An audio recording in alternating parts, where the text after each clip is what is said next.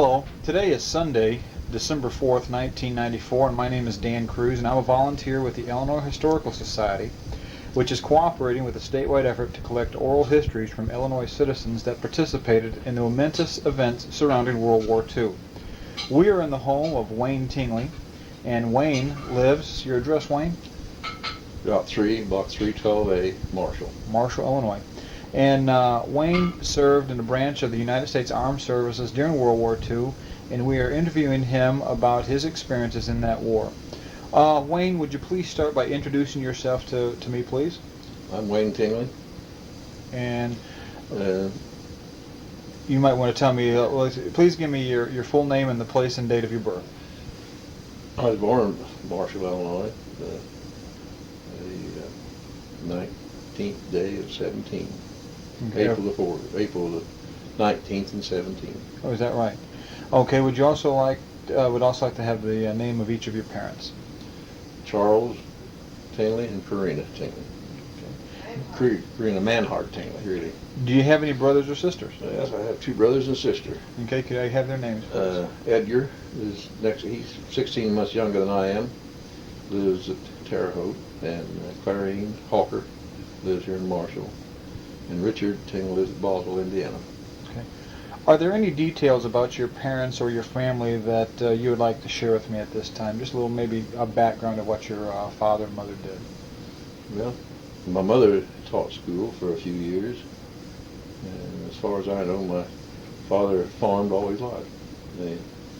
He did work in Gary for a while, and he also worked for the dresser plant over here for Terre Haute for a while. What was manufactured at the dresser plant? Electricity. Electricity.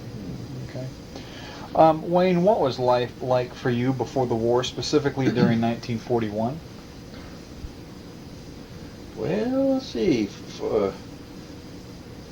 I can't remember the exact date, but I worked for Mr. Fishback for 4 years on the farm.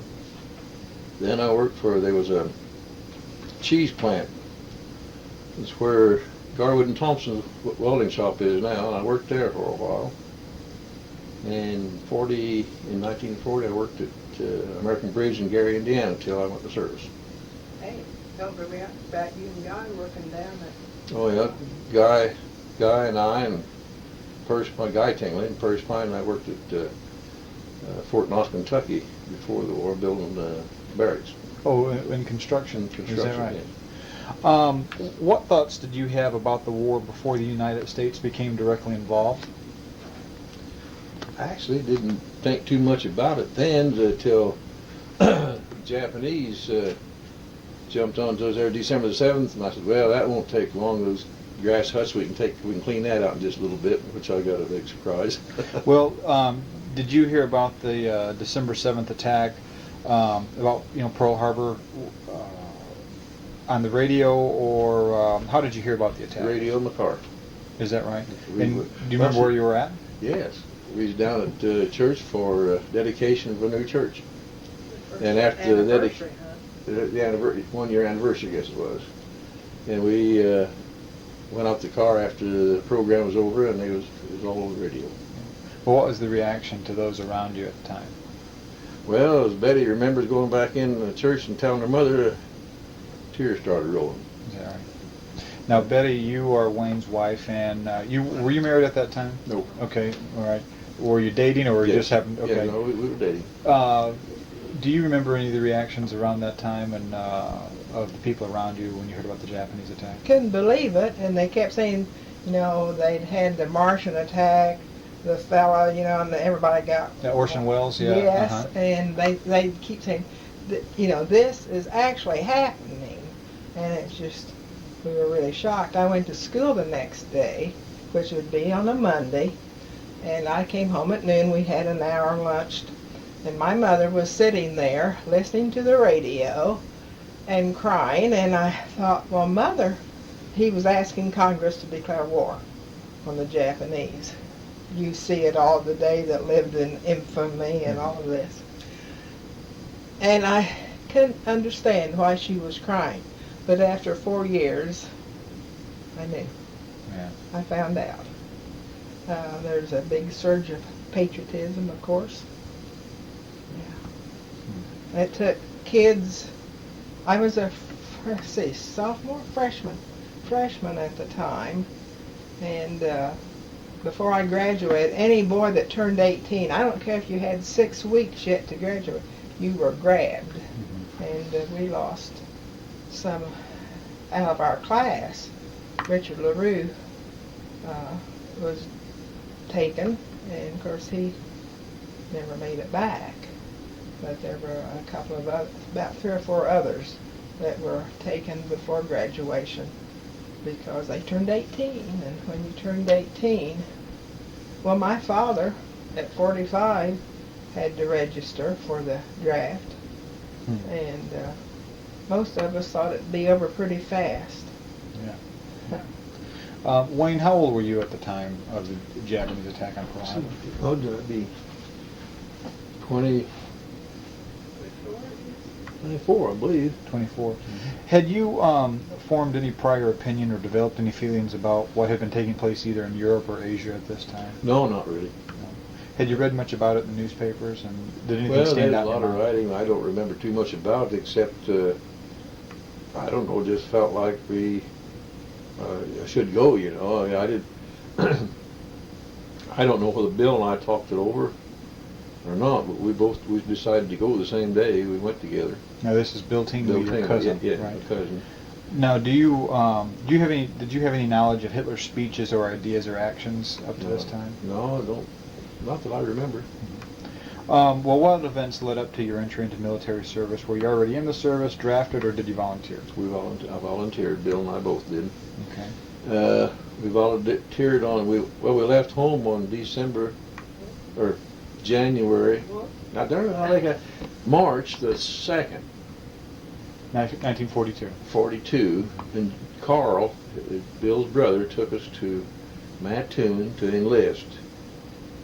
And we stayed out. They put us in a hotel that night, and the next morning, it'd be the 3rd, they swore us in and put us on a train and sent us down to Scott Air Force Base for St. Louis. And we were there a week. I came home on the weekend, and Bill stayed down and went to his cousins in St. Louis. And I got back on Sunday night. Monday morning, they called us all in and gave us our all kinds of shots. Okay. And put us on the train, and we. Now, was it in St. Louis where you were inducted? Mm-hmm. Okay. Well, Scott Air Force Base. Okay. Well, I guess No, it you was. were inducted. We inducted at Mattoon, Okay. and then they sent us down there to the base. Okay. Because they had enlisted. We enlisted in the Air Corps. Air Bill Corps and I did. part, Okay. Air Corps part of the Army. And we took our shots that morning. Oh, we had no idea where we were. And we ended up in Fort Lewis, Washington, basically, in the Army. Well, when you were inducted, into the service, do you have any special memories of that event? Anything that stands out in your mind? Well, Bill and I enlisted in the Air Corps, and we got down there, and everyone was there. Was automatically put in the infantry and sent to Fort Lewis. Mm-hmm. So I wrote back to my brother Edgar and told him, I said, there's no use of listing to get what you want, because I didn't get it. And he waited, and he didn't until they drafted him. I don't know, later on that year, he got the Air Corps. Is that right? He ended up in the Air Corps. Well, I know I'm kind of backing up just a little bit, but tell me what happened after you were inducted. So did you take the train, or was it Yes, a bus? from Mattoon, we took the train down to St. Louis, to the Air Force Base. Now, was that where you did your basic training? No, No. Okay. no. We were there just a week, Okay. and they sent us to Fort Lewis, Washington, where we took our basic. Okay. Bill and I stayed together, all through basic, and we slept side by side till a kid from the name of his name long ago from St. Louis was so homesick that he was going to go AWOL, AWL. Well, Bill and I talked to him, and we finally put him between us. and talked him out of it and got him to stay. And we kept going over the hill. Is that right? And went through basic together. Then when they got through basic, we took our basic in 1/14th, I believe. They transferred me then. They would not Bill and I stay together. Transferred me to the 174th, and I went from there to Seattle, Port Angeles, Washington, on guard. Bill stayed in camp, and they developed a new regiment, and I don't remember what the number of it is, 71. Anyway, and he went over in Atten to give basic to the new kit to fill that up. Then we met at least twice back in Fort Lewis while I'd go out on guard for a couple, 3 months and come back in, and he'd go out, and then we met. And then... now, what were you guarding at this time? This is the West Coast. Yeah, we up Puget Sound was guarding it, and there was some submarine. We spotted a submarine or so out in Puget Sound. Of course, we didn't do anything about it, but we was on guard. They had machine gun, they call machine gun nest, all along the beach. Just spotted it along. And that's where I took my first guard. Was out with Jimmy McEwen out on the 30 caliber machine gun dug in. Is that right? Mm-hmm. Well, what were you trained to do when in basic training? Well, we was in the infantry. I was in the 4th platoon, 81 millimeter mortar. Now they had 3 different platoons. The first 2 platoons was rifle. A and B was rifle. C was machine gun, and A and D was mortar. And I was in the 81 millimeter mortar. Of course, I kind of liked it back there because we was always behind everybody, shooting over their head. But that's where I took my basic. I had some rifle training too, but my main one was machine gun mortar. Well, what did you think of the training that you were going through? It was pretty rough at that time. I don't know. We done some infantry crawling under barbed wire with can't think of the live ammunition. They were what you could see. Tracers. Mm-hmm. Well, shooting over our head. You had to stay down pretty low. We was crawling under wire in the mud a lot of the time. And once or twice we had, and I wasn't right what had happened. A boy got scared and raised up, and of course they killed him. You didn't dare get your head up. You wanted to stay down. It was. You crawled a good ways sometimes. As long as you stayed down, you didn't get hurt. Oh, go ahead. I'm sorry. They had mines. I don't know, use dynamite, what they use. You'd be crawling on here, and there'd be a place out here, and it'd explode. Well, I don't know if there's any shrapnel in it. It was just noise, but it was to see if you still stayed down. You didn't get up. It was kind of rugged training. Well, did anything special happen there? I know you mentioned about the young man who wanted to go AWOL, and you prevented that, but do you remember anything else special about your training that stands out in your mind? No. Yes, one time we was out on the rifle range. Bill was over to the side of me, and I was here. And they had told us, do never step in, there was a cable across in front of us, in front of that cable, at no time. And after we got done shooting, of course, the brass was out of our gun was shot out here. And a lieutenant behind me told me to pick up the brass out in front. And I said, well, I understood you. He said, I said pick the brass up. So I got out of there and I picked the brass up, and from a tower behind, I really caught it. Well, I got back out of there, of course. And that evening, after we'd had supper, they called me and Bill into the office, and they want to know which one of us. We're both Tingleys, you know, and I think our numbers were just one different. It's our Army serial number. And they want to know which one. I said, well, it was me. You are to report before officer so-and-so. And they said, you know that you broke the rules. You was not supposed to get out there. I said, I don't understand that. So anyway, they excused Bill, and he went back to the barracks. And I went before this officer, and he asked me why I didn't. I said, well, officer, so I don't remember the officer's name, told me to do it. He said, the officer better admit that or you're in trouble. He did.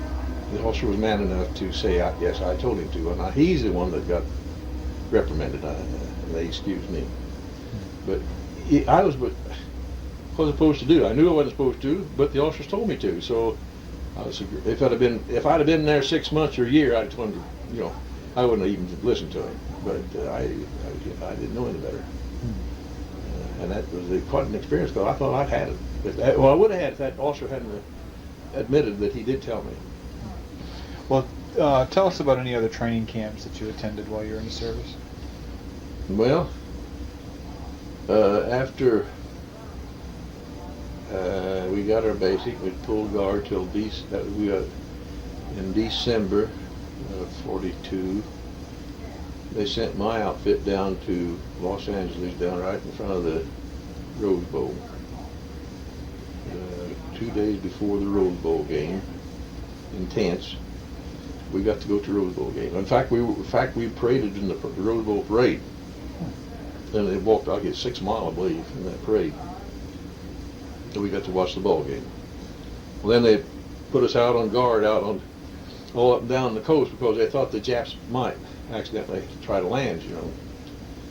But they was there about a year, and then they sent us to, they took us back to Camp White, Oregon.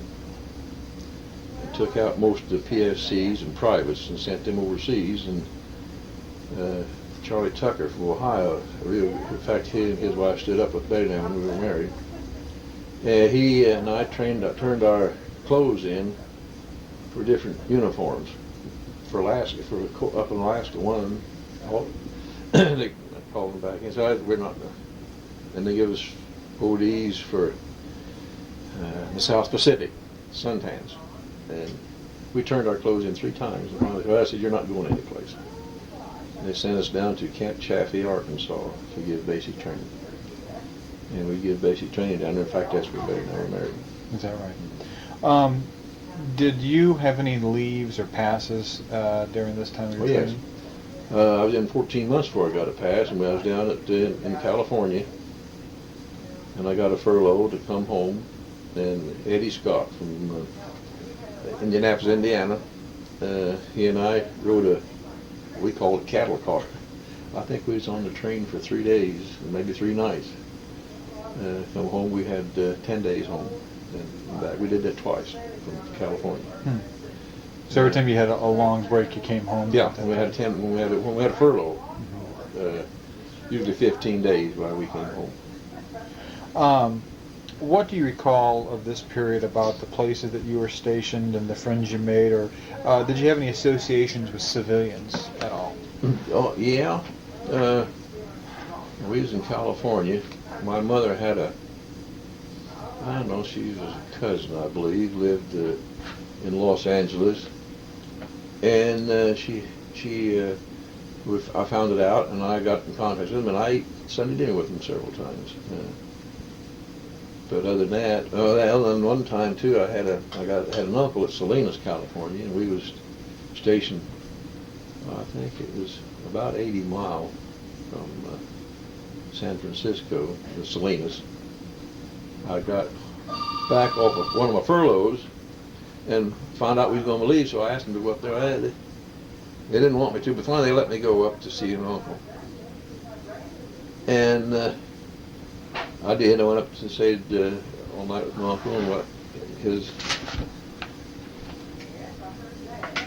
his son took me over the San Francisco Bridge, and I didn't get back in time to pull guard that night like I was supposed to. And the officer said, well, you're going on guard with you on your mountain. They took me out that night and took the other fellow off and put me on. We were riding in Jeeps, and it was just parking lights on. We were crossing bridges where it was wide enough to cross, and there was no bottom to it. But I had to go on guard anyway, whether I got back in time or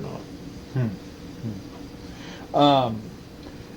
When you had, like, say, days or a couple of days off or any time passes like that, what kind of entertainment, what kind of things did you do with the guys you were stationed with?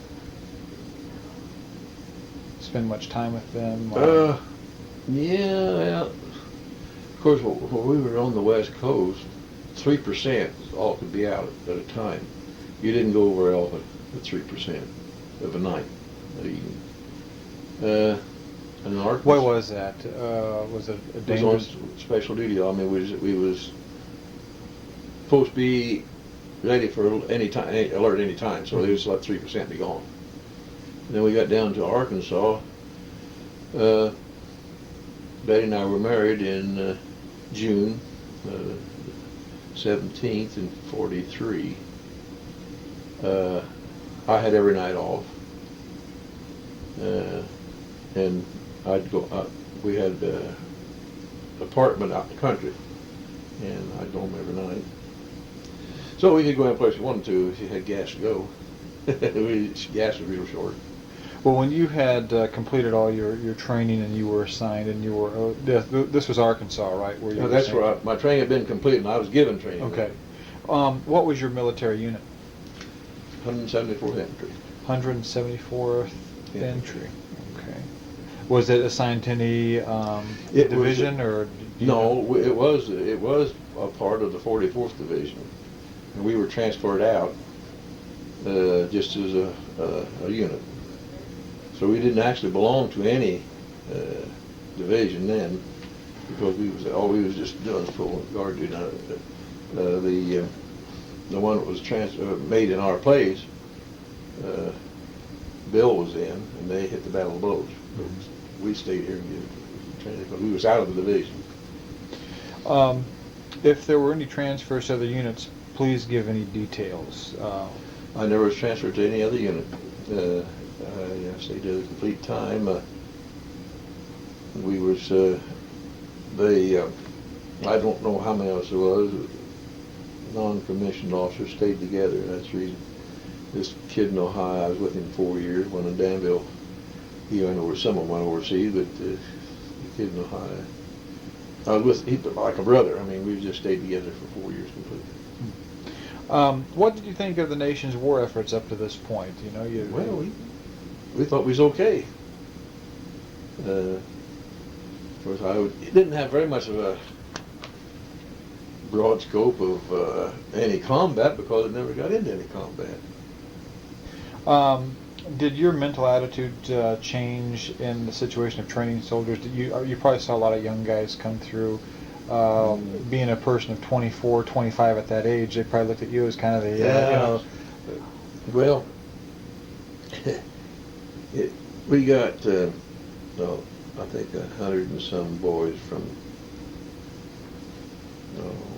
someplace in Mississippi that had their basic. I guess this is after we left Arkansas and we was in Alabama, but these boys came to us for advanced training, and they really had to put to them because the first time we was kind of slow about when the whistle blew to fall outside, it was lined up, and the whistle blew, those boys ought to run over us. They had been trained when that whistle blew to get out there, and they was well trained, and we give them advanced training, which I don't know whether it was much more than what they'd already had, except more training on the specific gun. They'd been trained more on a rifle, and so they were kind of split up then, like on the 45 or 81 millimeter mortar and the 30 caliber machine gun, and so they was a wonderful bunch of boys. I mean, they'd do anything you told them, and when they'd do it now. And so we give them when they got ready to ship out, we give them a big party. And that night they was, it's had a big dance at, I forget what, some kind of a big pavilion. And this Tucker from Ohio, he and his wife had a boy about, I don't know, 4 months old, I guess, something like that. Well, Betty and I didn't dance, and they did. And so we was holding the boy while they was dancing. Well, the company commander knew he just got married. He called us to come down, wanted us to come down on the main grandstand to, introduce us. There's another couple too. But we was in trouble because there we was, just got married the day before and carrying a boy 4 months old. People were beginning to talk. When we tried to explain to them, and they all laughed. And finally, Charlie and Faye came and got the boy, so they knew what was going on then. But it was kind of embarrassing for a while. Well, did you write many letters home, or did you get very many yes. packages and letters from your family? I got a lot of letters from Betty until we were married, of course. And my folks done an awful good job of writing letters. Then there was other people too, but Dad and Mom was real faithful in writing letters. When you received packages, what types of things would they send you? Cookies usually. Mostly cookies. Not once in a while candy, but it was mostly cookies. Wayne, did you forge close bonds of friendship with many or some of the men you served with? Oh yes, I had a lot of boys that we were close to, and we still are. We in 1956 decided to see if we could get them together. So Eddie Scott lived here in Danville, Indiana, which wasn't hard. We'd seen him to do. And there's one in Coal City, and one in Madison, Wisconsin, one over St. Louis, and one in Racine, Wisconsin, and there was several of them around that so we got to writing, and we ended up, I think after about 3 years, well, 1 year Eddie Scott had been coming over, so we had Eddie Unger from Coal City, which they was really close, come down. We didn't tell Eddie Scott anything about it, and there was really some tears shed when he drove up in front. Eddie ran out there, and it was something. But then we have got together. Betty and I we've done this up till, we do it every year, the first full weekend in August. And we've done it now since '56, except for 1 year. And it was at our house. We lived down at Darwin. And I woke up that morning sick, and we started calling. And we didn't get them all stopped. We got most of them. They'd come down here to the park and camped out the night before. Anyway, I had a gallbladder operation, so we didn't have any of that meeting that year. Some of them got together up in Coal City, but every year we get together. Do you remember during your training experience and you were training these soldiers? You said you trained them on the mortar and the use of different weapons, mm-hmm. But do you remember? Had they already, were they all infantry, or were they sometimes, say, paratrooper people? No, we all infantry. Now, we had some transfer into the we had some of the non-coms of our bunch transfer into paratroopers, and one of our paratroopers we know got word back he got killed. Do you remember where? It was in Europe. He jumped out and his parachute didn't open. It was his. I can't think of his last name. We called him Jan. That's the only one I know. Well, yeah, they transferred out into Marines and Air Corps, but the ones we trained weren't far enough along yet to do anything like that. Maybe later on they might have, but most of them was replacements. When we trained them, they shipped overseas for South Pacific or Europe for replacement. During your experience in the military, did you ever have any opportunities to see prisoners of war that were sent over this country? Mm-hmm. Betty and I we were supposed to get married on Saturday afternoon of June 17th. Well, that morning, they called me into the office and said, you are to guard German prisoners till 6 o'clock this evening. We was going to get married at noon. So I guarded German prisoners all afternoon till 6 o'clock, and we got married after that. Now those prisoners were happy to be there. They was out of combat. Talk to me a little bit about that. I'm interested to know.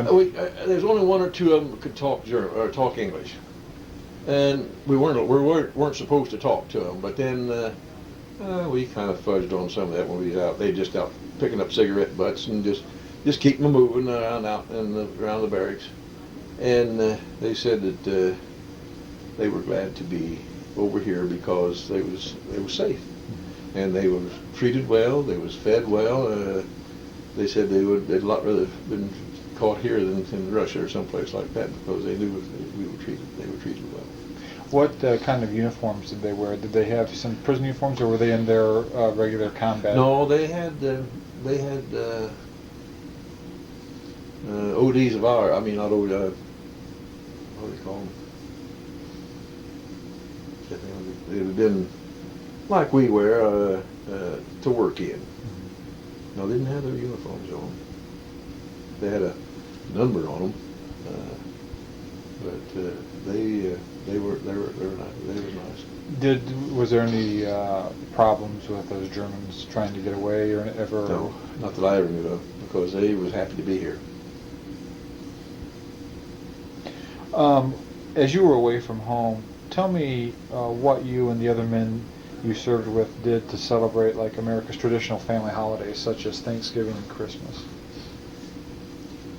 Well, see, of course, the first year, I think,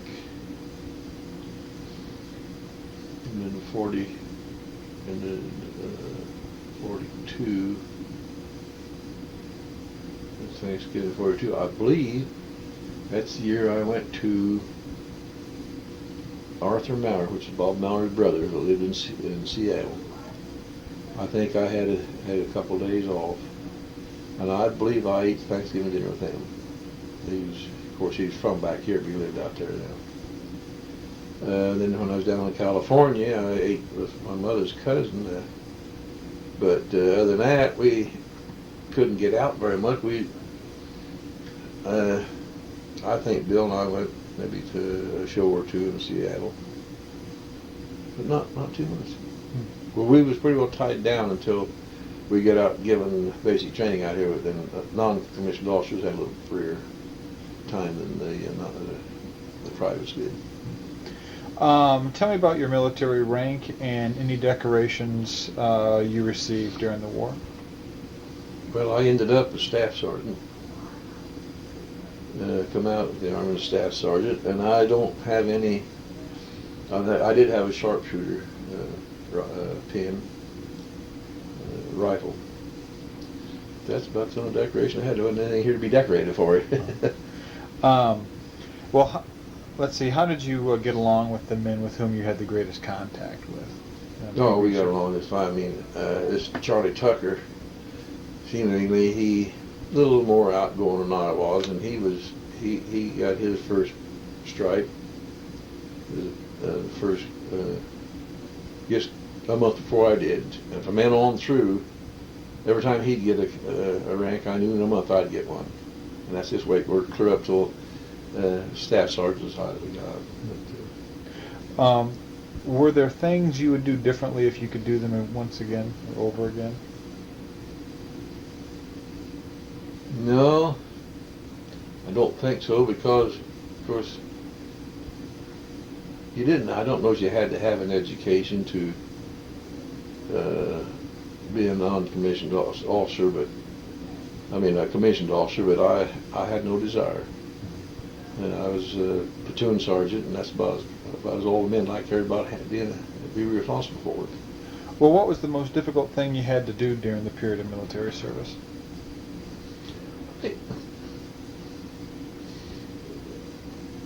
It was rough to be away from home. Was that the first time you had been away from home for any period of time? Well, in a period of time, I worked in Gary. Of course, I was up there for a week or two, but then the first, I was gone 14 months first time before I got back home. But Bill and I were together.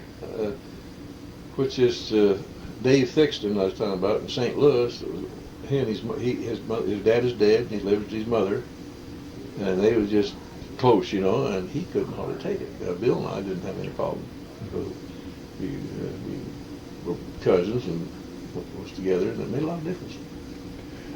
Is there any one thing that stands out as your most successful achievement in the military service? Well, I guess I didn't achieve a whole lot.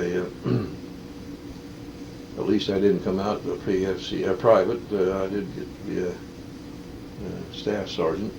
I never was much to try to be anything anymore because I didn't think it was going to last that long. I was going to get out a little bit, you know. I didn't figure on being in there 4 years. Like 6 weeks being 4 years.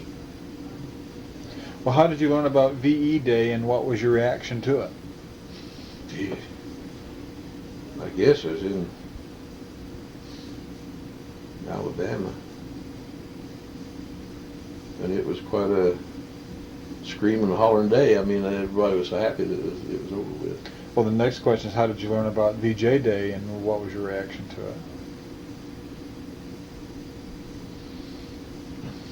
I can't remember.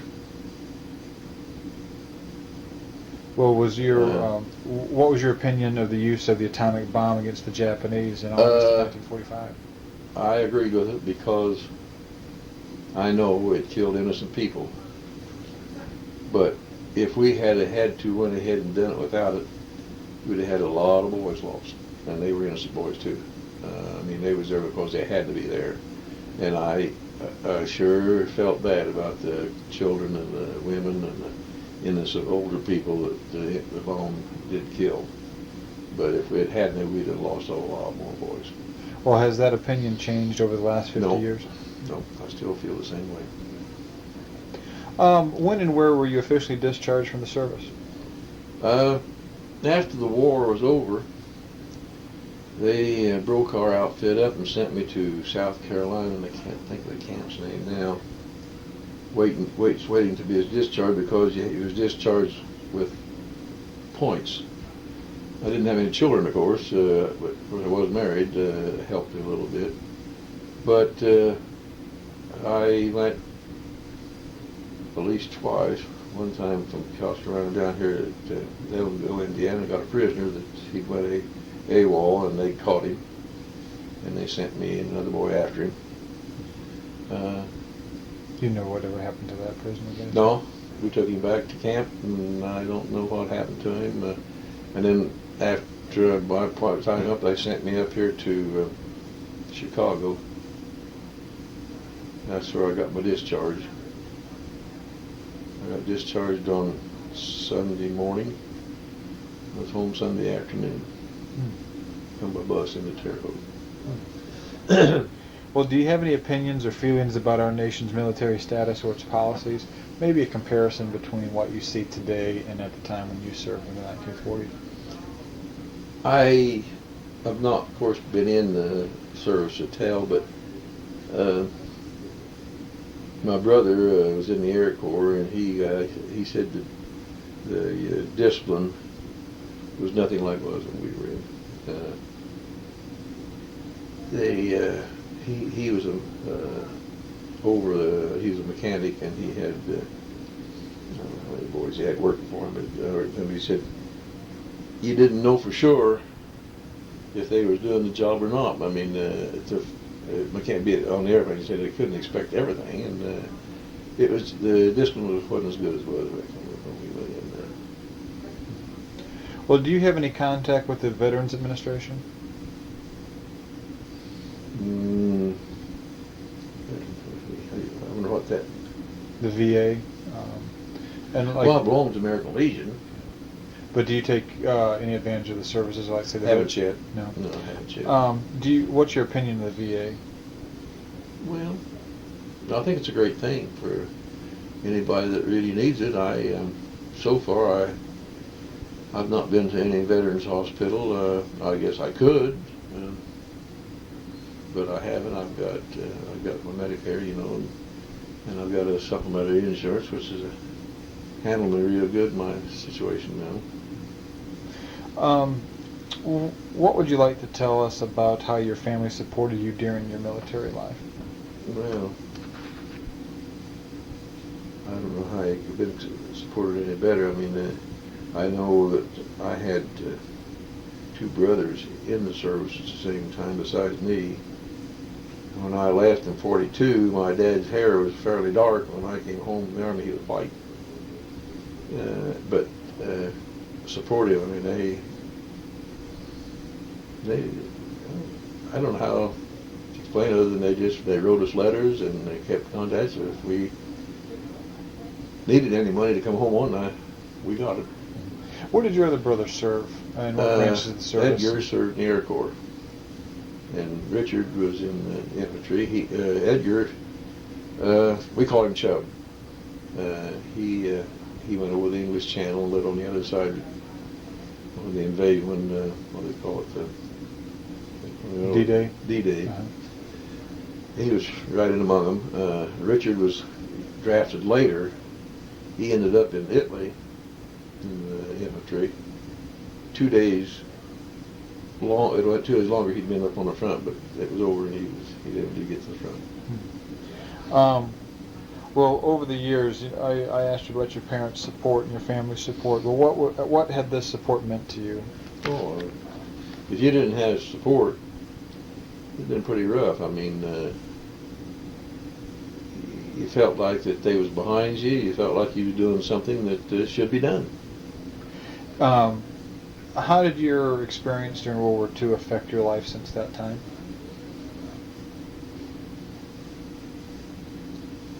Oh, appreciation of what anybody in the service appreciate what they have to do. Did you feel your wartime contribution to the nation has been appreciated? I think we were in World War II. I believe we were. Now, Vietnam, that was a different situation.